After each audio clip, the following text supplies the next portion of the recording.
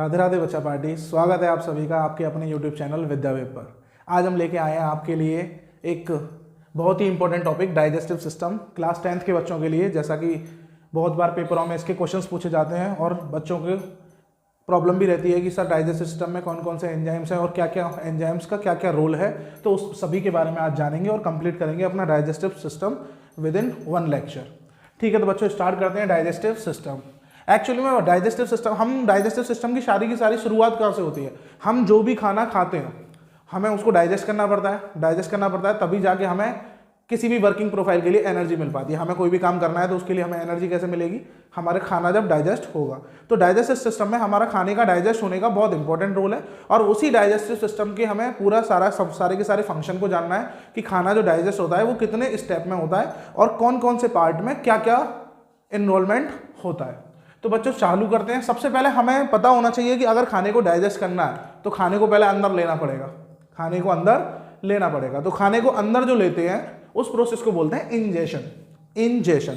तो भाई खाने को अंदर लेंगे तो अंदर किस जगह से जाएगा? मुंह से। सर ऑब्वियसली सीधी बात है, खाने को अंदर मुंह से लिया जाता है। तो खाने की एंट्री होगी मुंह से। तो बेटा सबसे पहले मैं इस फिगर का इंट्रोडक्शन दे देता हूँ। ये फिगर मैंने ऑलरेडी बना रखा है।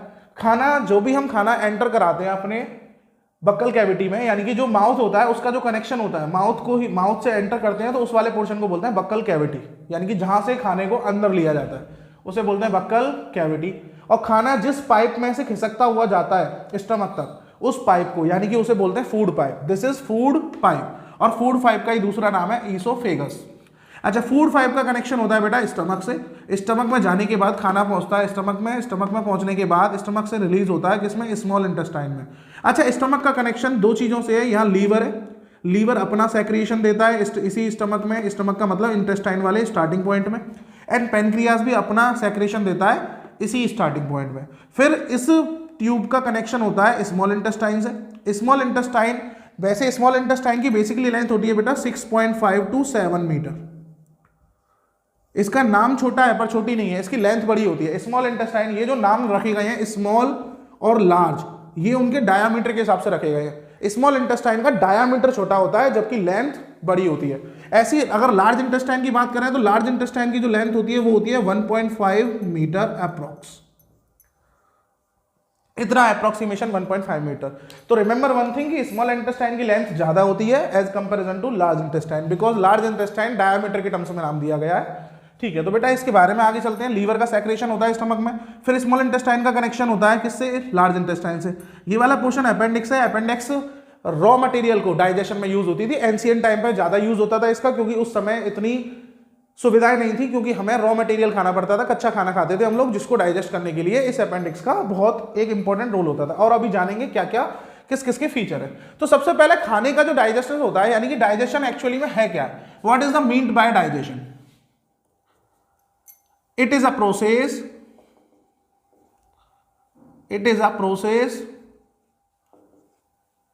to convert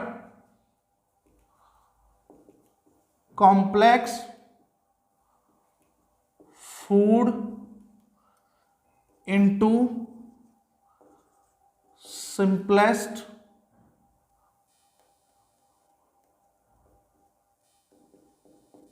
form। यानी कि कॉम्प्लेक्स फूड कंपाउंड को सिंपलेस्ट फॉर्म में कन्वर्ट करने का प्रोसेस क्या होता है बेटा? डाइजेशन। आपको कॉम्प्लेक्स फूड कंपाउंड को सिंपलेस्ट फॉर्म में कन्वर्ट करना है, यानी कि जो जितना भी ज्यादा जटिल खाना है उस खाने के ब्रेक डाउन करना है। द ब्रेक डाउन हम यहाँ पे कन्वर्ट की जगह ब्रेक डाउन भी लगा सकते हैं। It is a process to break down of complex food compound into simplest food, यानी कि कॉम्प्लेक्स फूड कंपाउंड को सिंपलेस्ट फॉर्म में कन्वर्ट करने का प्रोसेस या ब्रेक डाउन करने का प्रोसेस ही क्या कहलाता है? डाइजेशन। ठीक है, तो डाइजेशन स्टार्टिंग, भाई सबसे पहला आता है डाइजेशन। सर शुरू कहां से होता है?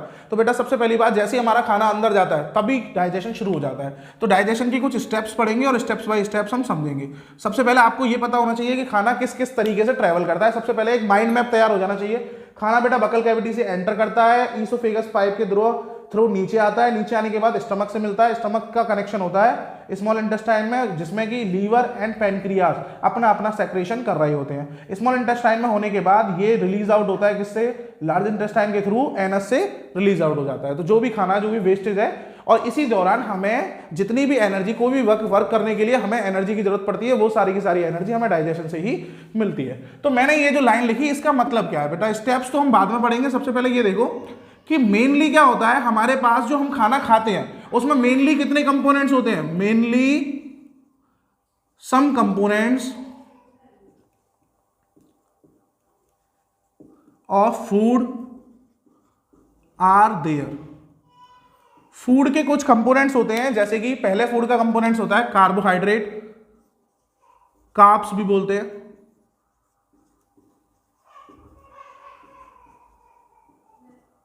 अनदर प्रोटीन, खाने के साथ साथ हमें प्रोटीन भी मिलता है, and another is carbohydrate, protein and fat.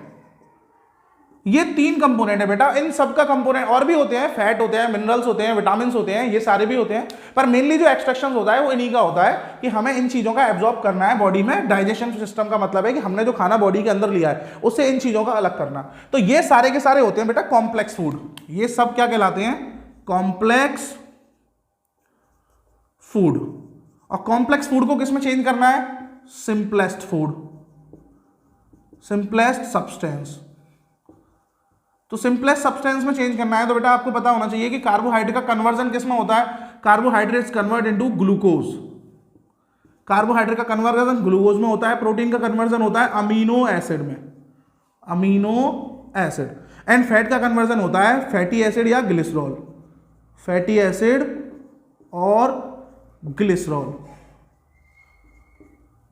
तो बेटा ये सारी की सारी चीजें पता होनी चाहिए। मैं एक बार इसको रिमाइंड करा दे रहा हूं, फिर उनके बाद हमें अगली स्लाइड में देखेंगे स्टेप बाय स्टेप किस किस का कन्वर्जन कैसे कैसे होता है, कार्बोहाइड्रेट का डाइजेशन कहां होता है, प्रोटीन का डाइजेशन कहां होता है, एंड फैटी एसिड्स का डाइजेशन कहां होता है। तो यहां देखिए खाना सबसे पहले बक्कल कैविटी के द्वारा अंदर जाता है, फूड पाइप से खिसकता है। अच्छा, फूड पाइप में जब खाना जाएगा तो वो नीचे खिसकता है, तो खिसकने का मतलब फूड पाइप जो है वो कंप्रेशन कर रही होती है, पुश अप कंप्रेशन करती होती है, जिस तरीके से खाना नीचे की साइड खिसकता है। तो उस खिसकने के प्रोसेस को क्या बोलते हैं, पेरिस्टेल्स। क्या बोलते हैं, पेरिस्टेल्स। यहां से जो खाना है वो नीचे नीचे आएगा, उस वाले प्रोसेस को क्या बोलते हैं,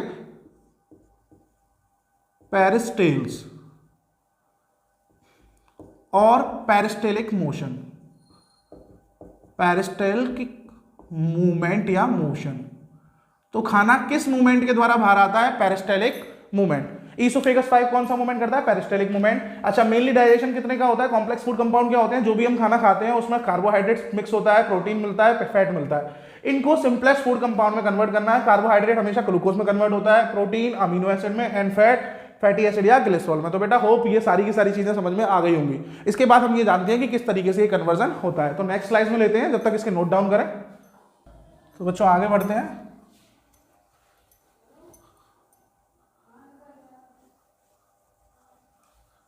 आपको बस मेन चीज पता होनी चाहिए, कार्बोहाइड्रेट एंड कार्बोहाइड्रेट का कन्वर्जन ग्लूकोज में, अमीनो एसिड में कन्वर्जन होगा प्रोटीन का, एंड फैटी एसिड में कन्वर्जन होगा फैट का। तो सबसे पहले स्टेप 1 चलते हैं। तो सबसे पहले बच्चों को ये पता होनी चाहिए कि जो डाइजेशन है वो हमारी पहली स्टेज जो है डाइजेशन की वो माउथ है।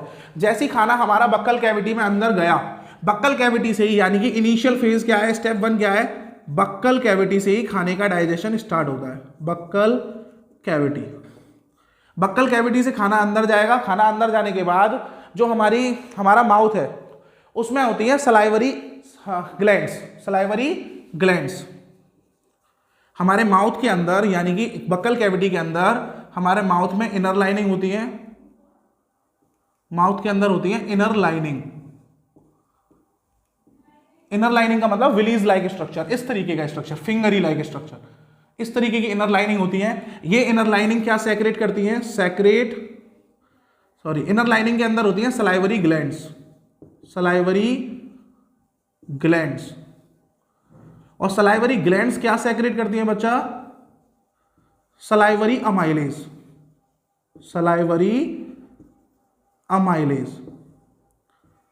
सलाइवरी अमाइलेज है क्या है बेटा, एंजाइम। सलाइवरी अमाइलेज एंजाइम है। तो एंजाइम का बहुत इंपॉर्टेंट रोल होता है, जैसे केमिस्ट्री में कैटालिस्ट का रोल होता है, ऐसी तरीके से एंजाइम का बहुत इंपॉर्टेंट रोल होता है। ये एंजाइम्स ही वो चीज है जो एक चीज का कन्वर्जन दूसरे में करते हैं। अपनी एबिलिटी के अनुसार, यानी कि ये अगर एंजाइम्स नहीं होंगे तो एक चीज हमारी दूसरी चीज में कन्वर्ट नहीं हो पाएगी। तो याद रखो बेटा, बकल कैविटी माउथ के अंदर होती है, माउथ के अंदर हमारी होती है इनर लाइनिंग। वो इनर लाइनिंग क्या सेक्रेट, क्या उन इनर लाइनिंग के अंदर क्या होता है, सलाइवरी ग्लैंड्स।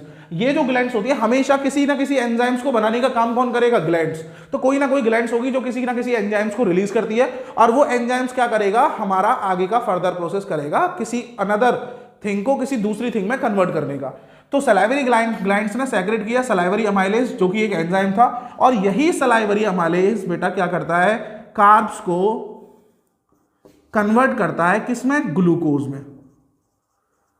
तो बेटा आपको पता होना चाहिए, अब पता चल गया होगा कि सबसे पहले डाइजेशन का फर्स्ट स्टेज कौन सा है, हमारा माउथ। हमारे मुंह में खाना जाते ही, हमारे माउथ में एंटर करते ही खाना, हमारा डाइजेशन का पहला स्टेज स्टार्ट हो जाता है, और माउथ के अंदर ही कार्बोहाइड्रेट का कन्वर्जन ग्लूकोज में हो जाता है। तो कार्बोहाइड्रेट से ग्लूकोज को एक्सट्रैक्ट कर लिया जाता है in the process of mouth, और इस पूरे फिनोमेना को बोलते हैं इंजेशन, यानी कि खाने का अंदर जाना।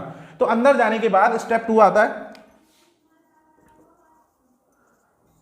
स्टेप 2, खाना ग्लूकोज हमने एक्सट्रैक्ट कर लिया, ग्लूकोज एक्सट्रैक्ट कर लिया माउथ के अंदर, फिर उसके बाद पेरिस्टेलिक मूवमेंट के द्वारा खाना धीरे धीरे खिसकता कहां जाता है, नीचे। जो भी रिमेनिंग फूड है ग्लूकोज को अलग कर लिया है। अब उस फूड आइटम में हमारा प्रोटीन बचा है एंड फैट बचा है, जैसा कि अभी पहले बताया था, और कई सारी चीजें बची हैं। तो उनको एक्सट्रैक्ट करने के लिए खाना धीरे धीरे किसमें जाता है, स्टमक में। तो बेटा सेकंड स्टेज आती है आपकी स्टमक। तो खाना स्टमक में जाता है, तो स्टमक के अंदर,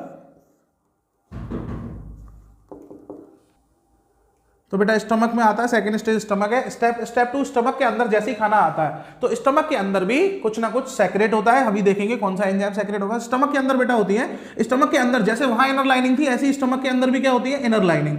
इनर लाइनिंग बेटा हमेशा पूरी बॉडी में होती है, जो कि एब्जॉर्प्शन में बहुत मदद करती है।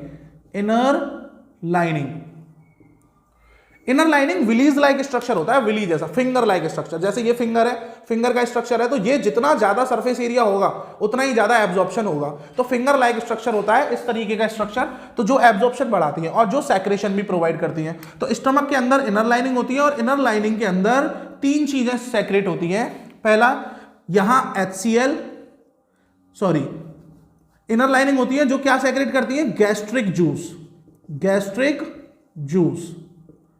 और गैस्ट्रिक जूस में क्या क्या चीजें होती हैं, HCl, pepsin and mucus. HCl, pepsin and mucus. तो स्टमक के अंदर इनर लाइनिंग होती है, इनर लाइनिंग क्या सेक्रेट करेंगी, गैस्ट्रिक जूस। गैस्ट्रिक जूस में आएगा HCl, hydrochloric acid, pepsin and mucus. ये 3 तरीके की जूसेस होते हैं। HCl हाइड्रोक्लोरिक एसिड होता है, इसका काम होता है make food acidic, make food acidic for pepsin. तो सर पेप्सिन क्या है भाई, पेप्सिन बच्चों होता है एंजाइम। पेप्सिन मैंने बोला ना, जहां एंजाइम वर्ड आ जाए वहां समझ लो यही काम करेगा एक चीज को दूसरी चीज में कन्वर्ट करने का।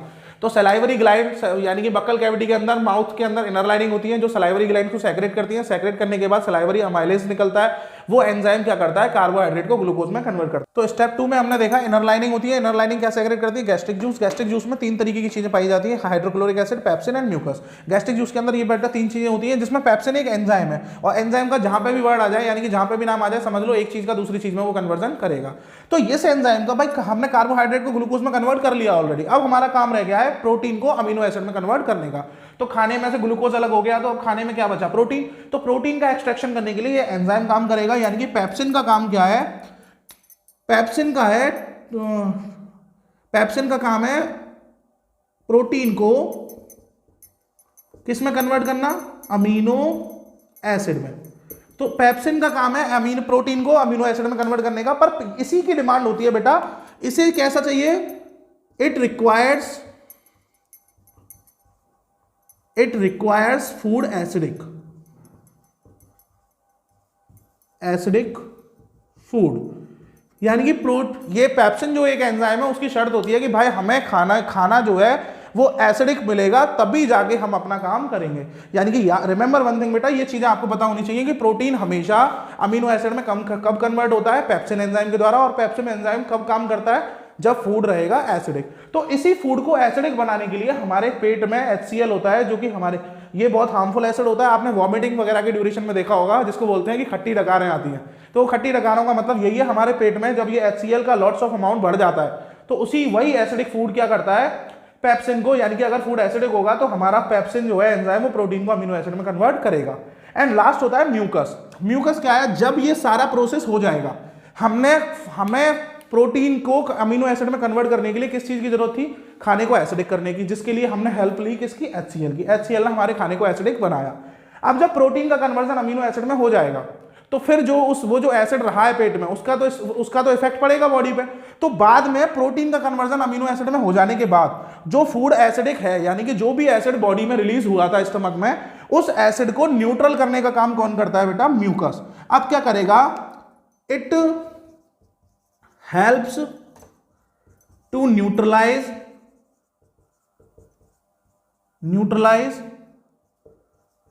The effect of acid to save stomach. तो स्टमक को बचाने के लिए ये क्या करेगा, न्यूट्रलाइज करेगा एसिडिक इफेक्ट को।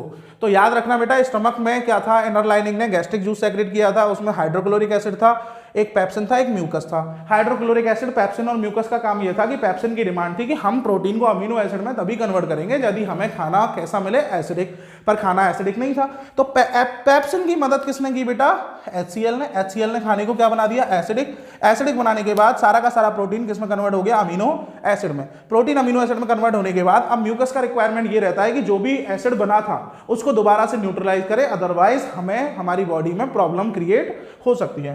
तो ये दो फंक्शन में हमने बेटा क्या सेक्रेट कर लिया, कार्ब्स का सेक्रेशन कर लिया ग्लूकोज में, एंड प्रोटीन का सेक्रेशन कर लिया अमीनो एसिड में। तो अगली स्लाइड में देखते हैं, आगे देखते हैं, स्क्रीनशॉट ले लिया होगा आपने।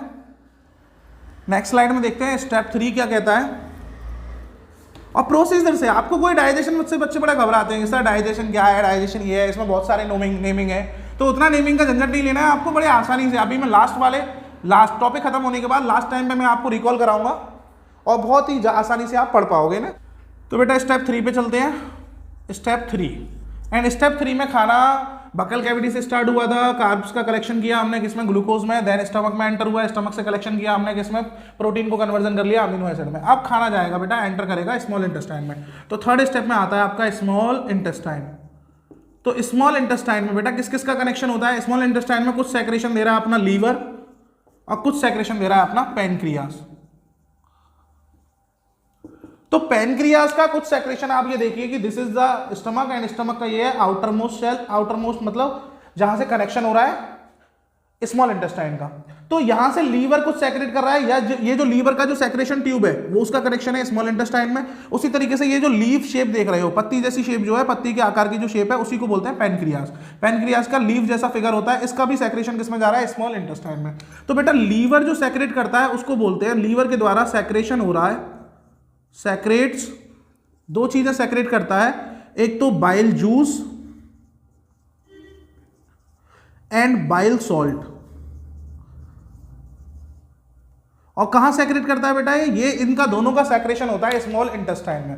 उसी तरीके से पैनक्रियास का जो सेक्रेशन है, पैनक्रियास सेक्रेट करता है पैनक्रिएटिक जूस, पैनक्रिएटिक जूस। और पैनक्रिएटिक जूस में बेटा आपके आते हैं एक तो ट्रिप्सिन एंड एक है लाइपेज। ये दोनों एंजाइम है, दोनों के दोनों क्या है, एंजाइम। अरे सर अभी पेप्सिन पढ़ा, अब ट्रिप्सिन आ गया, जैसे बेटा ऐसा समझो पेप्सिन की बहन है ट्रिप्सिन। जैसा जो काम पेप्सिन का है वही काम ट्रिप्सिन का है। पेप्सिन का काम था प्रोटीन को अमीनो एसिड में कन्वर्ट करना, ट्रिप्सिन का भी काम है प्रोटीन को अमीनो एसिड में। ये बड़ी बहन है इसकी, पेप्सिन की। अच्छा स्मॉल इंटेस्टाइन की बात करें तो स्मॉल इंटेस्टाइन के अंदर खाना पहुंच चुका है। अब खाने को हमें क्या करना है, हमने कार्बोहाइड्रेट का सेक्रेशन कर लिया ग्लूकोज में, एंड प्रोटीन का कर लिया अमीनो एसिड में। अब बात आती है फैट को करना। और अभी भी बेटा स्मॉल यानी कि स्टमक से पास होने के बाद प्रोटीन का कन्वर्जन अमीनो एसिड में हो तो जाता है, पर पूरी तरीके से नहीं हो पाता, उसमें थोड़ा बहुत प्रोटीन का अमाउंट लेफ्ट रह जाता है। तो बचे हुए प्रोटीन का कन्वर्जन कौन करता है, ट्रिप्सिन क्या है बेटा, एंजाइम। ट्रिप्सिन एंजाइम है, और इस एंजाइम का काम होता है to convert remaining protein into amino acid। Remaining protein को किसमें कन्वर्ट करता है बेटा? अमीनो एसिड में। अच्छा सर, प्रोटीन को तो अमीनो एसिड में कन्वर्जन किसने किया था? उसमें पेप्सिन ने भी किया था। ट्रिप्सिन भी प्रोटीन को कन्वर्ट करता है अमीनो एसिड में जो बच जाता है। तो ट्रिप्सिन का काम कहां होता है? स्मॉल इंटेस्टाइन में, बट पेप्सिन का काम कहां होता है? स्टमक में। तो ये अच्छा, उसकी शर्त थी सर, उसने हमने बताया था कि उसकी जो शर्त थी कि उसे खाना एसिडिक चाहिए, तो ट्रिप्सिन को भी खाना चाहिए होता है। तो ट्रिप्सिन उसका बड़ी बहन है, यानी कि इसका एक अलग पर्पस है। इसको खाना कैसा चाहिए? It requires basic food, it requires alkaline food. Alkaline food, alkaline food का मतलब वाटर सॉल्यूबल बेस, ऐसे बेस जो पानी में घुल जाते हैं, यानी कि उसे एसिडिक फूड चाहिए था और इसे कैसा फूड चाहिए? Basic food. तो भाई ये इसका जो पर्पस था वो है पहले मुझे बेसिक फूड दो, तब जाके मैं अमीनो एसिड में कन्वर्जन करूंगा। तो इसको बेसिक फूड कौन प्रोवाइड करता है? यानी कि फूड को बेसिक, इसकी जो हेल्प करता है वो लीवर के द्वारा निकलने वाला secretion bile salt. Bile salt क्या करेगा? It makes food alkaline, makes food alkaline. तो बेटा याद रखना है, पेप्सिन की मदद कौन करता है फूड को एसिडिक बनाने में? HCl। और ट्रिप्सिन की मदद कौन करता है फूड को बेसिक बनाने में? Bile salt. तो यानी कि लीवर के द्वारा जो सेक्रेशन हो रहा है उसमें से बाइल सॉल्ट का सेक्रेशन किस लिए होता है? फूड को एल्कलाइन बनाने के लिए। और ट्रिप्सिन क्या करता है? एक एंजाइम है जो कि प्रोटीन को अमीनो एसिड में कन्वर्ट करेगा, पर बचे हुए प्रोटीन को। इसकी कंडीशन क्या है? इसे कैसा फूड चाहिए? एल्कलाइन। तो हिस्टोरिकल मेरी बात समझ में आ रही होगी, स्टोरी के माध्यम से एक हिस्टोरिकल चीजें हमें समझनी है। अच्छा, उसके बाद आता है सर ट्रिप्सिन का काम हो गया, बाइल सॉल्ट का हो गया, ये बाइल जूस और लाइपेज क्या करेंगे? तो फाइनली आता है बेटा बाइल जूस,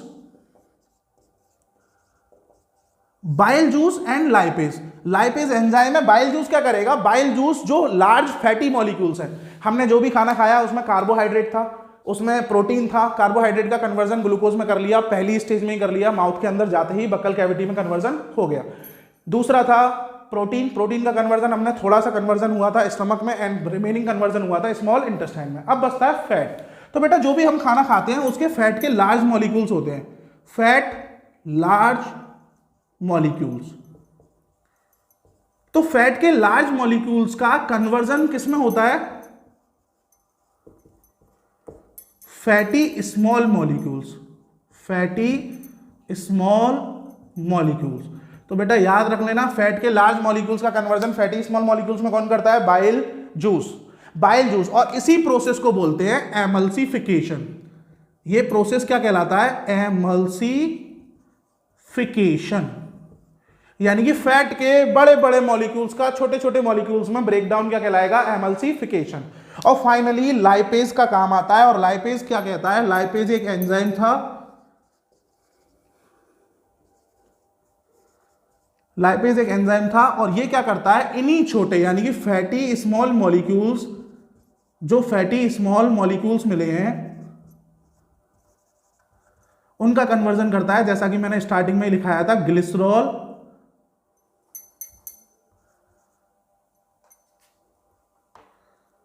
ग्लिसरॉल या फैटी एसिड में, और फैटी एसिड में।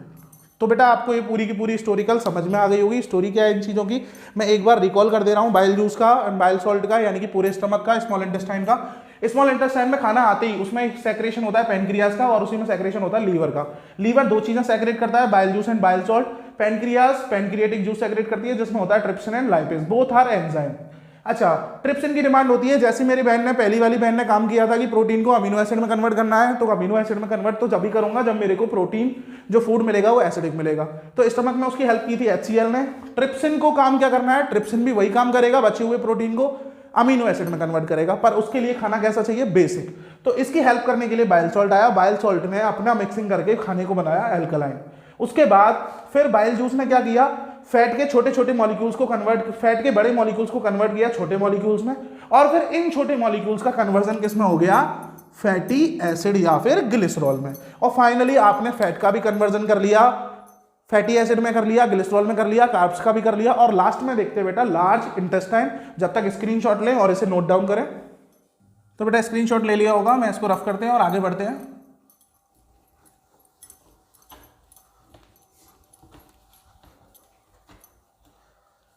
लार्ज इंटेस्टाइन में बेटा आते हैं लास्ट लार्ज, अच्छा स्मॉल इंटेस्टाइन में हमने स्मॉल इंटेस्टाइन तक आते आते कार्ब्स को हमने ग्लूकोज में कन्वर्ट कर लिया, हमें प्रोटीन का कन्वर्जन अमीनो एसिड में मिल गया और फैटी एसिड का कन्वर्जन हो गया। अब ये सारी की सारी चीजें सर हमारे ब्लड तक यानी कि हमें मिलेंगी कैसे, जिससे कि ग्लूकोज को ब्रेक डाउन करके हम एनर्जी ले सकें। हम जो भी चलते फिरते हैं, बोल रहे हैं या फिर हम एक्टिविटीज कर रहे हैं, उनके लिए एनर्जी मिलती कैसे, ऑब्वियसली ग्लूकोज से। ये जो सारी चीजें कर रहे हैं किस लिए कर रहे हैं, हमारा फूड का डाइजेशन ही तो इंपॉर्टेंट है हमारी वर्किंग प्रोफाइल में।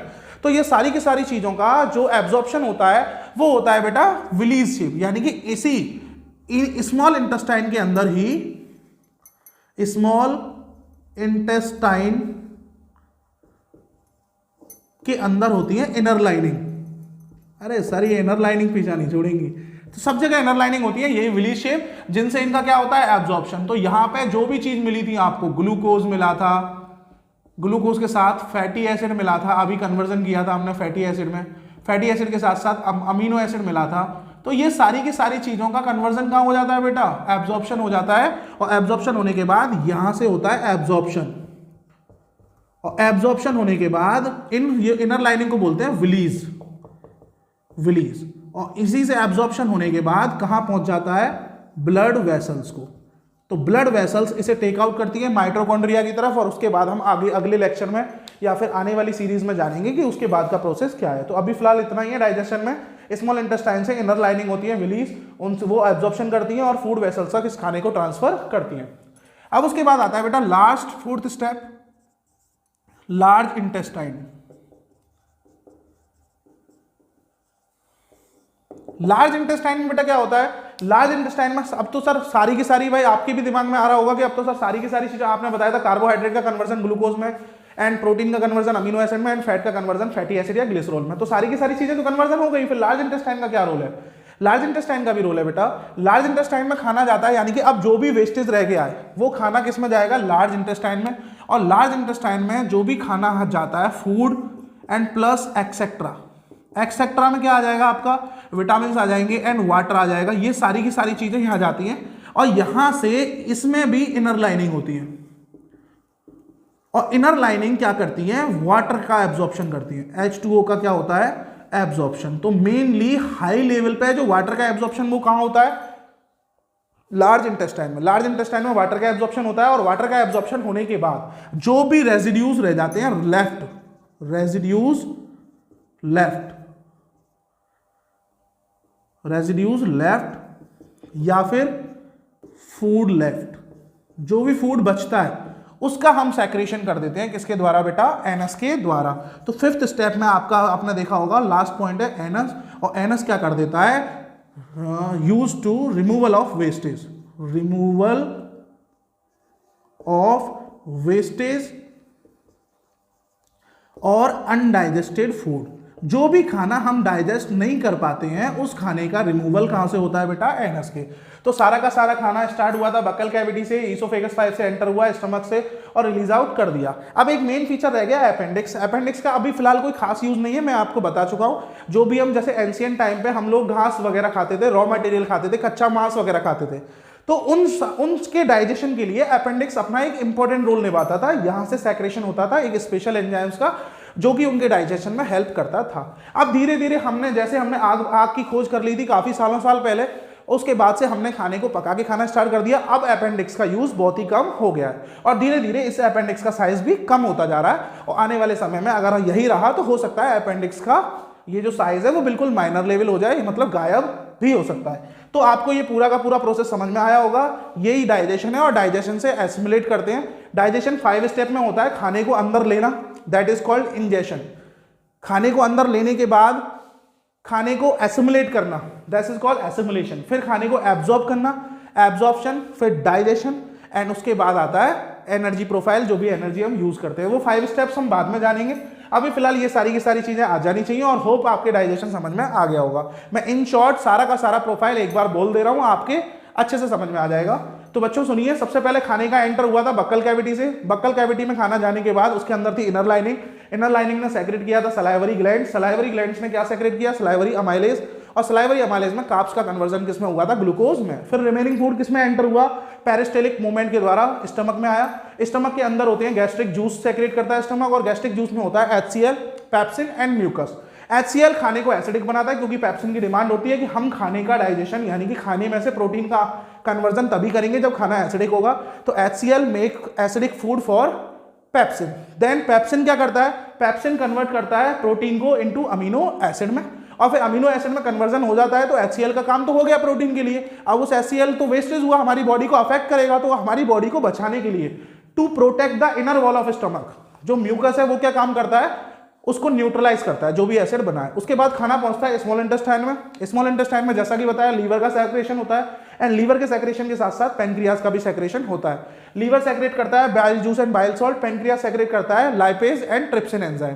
तो ट्रिप्सिन एंजाइम भी पेप्सिन जैसी ही हरकतें करता है, वो भी उसका भी काम है पेप्सिन यानी कि प्रोटीन को अमीनो एसिड में कन्वर्ट करना, जो भी रह गया है प्रोटीन उस बचे हुए प्रोटीन को भी अमीनो एसिड में कन्वर्ट करने का। उसके लिए शर्त होती है कि मुझे खाना बेसिक चाहिए, तो उसके लिए खाने को एल्कलाइन बनाने का प्रोसेस करता है बाइल सॉल्ट, जो लीवर के द्वारा सेक्रेट होता है, वो खाने को एल्कलाइन बनाता है। कन्वर्जन होने के बाद फिर बचता है फैटी एसिड, फैट के छोटे बड़े बड़े मॉलिक्यूल्स का कन्वर्जन करता है बाइल जूस, जो कि छोटे छोटे मॉलिक्यूल्स में कन्वर्ट करता है, और छोटे छोटे मॉलिक्यूल्स में कन्वर्ट करने के प्रोसेस को ही बोला जाता है एमल्सिफिकेशन। छोटे मॉलिक्यूल्स का फिर किस में कन्वर्ट होता है बेटा, एंजाइम लाइपेज, जो लास्ट एंजाइम था पैंक्रियाज के द्वारा बनाया गया था पैंक्रियाटिक जूस में, वो कन्वर्जन करता है लाइपेज यानी कि फैटी एसिड का ग्लिसरॉल या फैटी एसिड में, फैट मॉलिक्यूल्स का छोटे छोटे फैट मॉलिक्यूल्स का ग्लिसरॉल या फैटी एसिड में कन्वर्जन करता है, और फिर स्मॉल इंटेस्टाइन में खाने का एब्जॉर्प्शन हो जाता है। और लार्ज इंटेस्टाइन में किसका एब्जॉर्प्शन होता है बेटा, वाटर का। फाइनली वाटर का एब्जॉर्प्शन होने के बाद जो भी रेजिड्यूज लेफ्ट हैं उनका एनएस के थ्रू रिमूवल हो जाता है। और ये पूरा का पूरा डाइजेशन सिस्टम आपका 1 लेक्चर में खत्म हो गया, और आशा करता हूं कि आपको बड़े आसानी से या अच्छे तरीके से समझ में आया होगा। अगर आपके समझ में आया है तो लाइक करें, सब्सक्राइब करें एंड शेयर करें, और ज़्यादा से ज़्यादा दोस्तों को पहुंचाएं, जिससे कि उनका भी फायदा हो। तो जल्द मिलते हैं अपने नए लेक्चर के साथ। धन्यवाद, बेस्ट ऑफ लक।